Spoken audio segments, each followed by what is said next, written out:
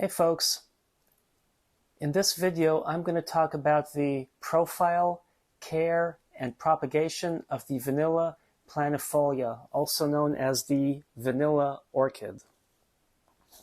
So it's a species of vanilla orchid, and there are around 110 different species of vanilla orchids. So the genus is vanilla, and that genus was established in 1754. Its name is derived from the Spanish word vena, which really means like a small pod, and based on the pods that are derived after flowering, the vanilla pods. So even though this genus is found throughout the tropics, the one that is mostly produced or grown for the vanilla itself is the vanilla Planifolia, found around Mexico and Belize. And it's now endangered based on the fact that there's some habitat destruction where it abodes. So it's grown commercially in Mexico, Tahiti, Madagascar, even places like Reunion Island, the Commerce Islands, and it's also grown in Indonesia. The Aztecs used to use vanilla for flavoring their cocoa, so you had vanilla chocolate drinks. Wow. So there's another vanilla, the vanilla tahitensis, if I pronounced it correctly, which is also used in the vanilla trade, but in lower amounts.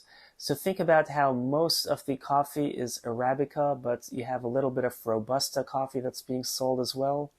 Same thing, the main vanilla is the Planifolia, and to a lesser extent, the tahitensis. So vanillas love nice, hot, humid environments, and the vines in the wild can get up to 70 feet or 21 meters long. Of course, in cultivation, they don't typically get as long or as big when you grow them in your home. So they do typically mature around 10 feet or 3 meters.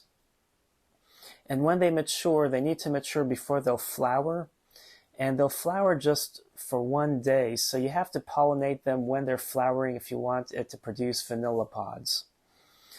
And the pods will then take several months in order to mature before you can harvest them. And in their native habitat of Mexico and Belize, you have a stingless bee from the genus Melipona, and it pollinates the flowers. So in other areas where it's grown, to pollinate them, they're done by hand, usually with like a toothpick or something. And the reason for the flavor of the vanilla, it comes from a compound called vanillin, which is a phenolic aldehyde mixed in with an anisaldehyde. And there's a mosquito biting me while I'm doing this video. Wow. So anyway, those two compounds coupled together is what produces the vanilla flavor. And because true vanilla from the vanilla Planifolia is quite scarce because it takes a lot to produce one pod, there are substitutes like ethyl vanillin for mimicking the vanilla extract flavoring. And these are significantly cheaper than the natural vanilla, but there's also a lot of fraud that goes with the vanilla trade. In 2008, a supplier from Indonesia injected beans with mercury to increase the weight. So then when they weigh the beans, they're like, wow, you have this much in weight as opposed to what they normally would have. So then the dealer could get more money for the vanilla he was selling, or she, I'm not sure. And also, you have to have a lot of care, or to care for the vanilla plant. You want to plant it in orchid media or soil. It's a semi-epiphytic, which means it's typically epiphytic, but it can grow terrestrially as well, or semi-terrestrial. So I have it growing right now in long fibrous sphagnum moss because that for me, has worked better than the orchid bark, for example. So that's what I planted it in. And you want to give it a wooden support so it can climb, and then the roots will attach to the support. And instead of buying a long, thin slab, a dowel costs less. And I bought an oak dowel versus poplar dowel from Lowe's. They have both kinds. because the oak is a stronger wood, I figure it will last longer. And what I did was I took some cotton twine scraps from a macrame project I did, and I used that because it's fairly soft to tie it to the support, to the dowel, so it can eventually attach. But when I water this, I'm going to have to water that as well so that the roots can attach better to the wood. But you want to keep it moist, but you don't want it to be way too wet, you know? You have it almost dry out between waterings, not completely dry out. And during the growing season, you want to fertilize it. You have some good orchid fertilizers on the market.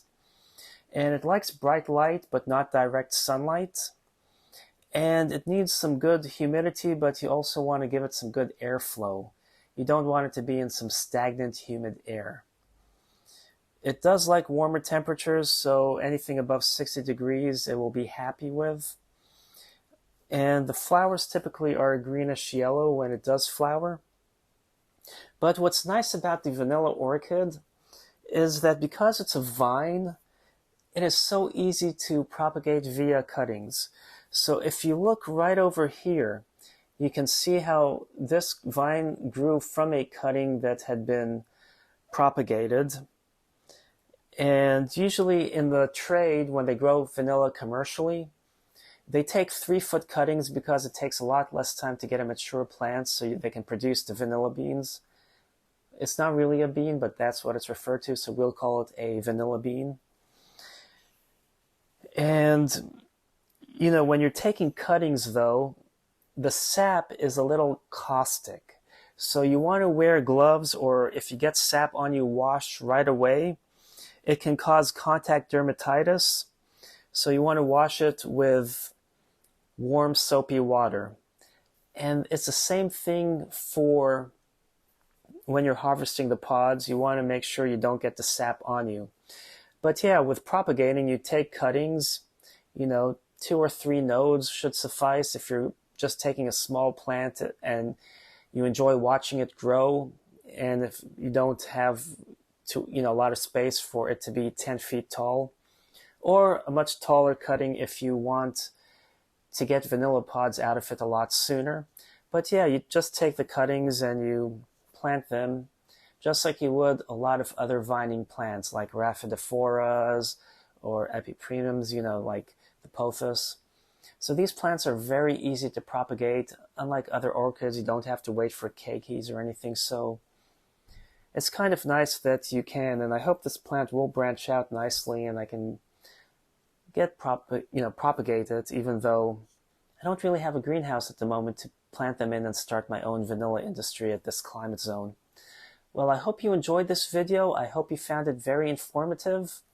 My research comes from scouring the internet, and you know, sometimes you find conflicting information, so I do my best to try and get you the information I deem the most accurate.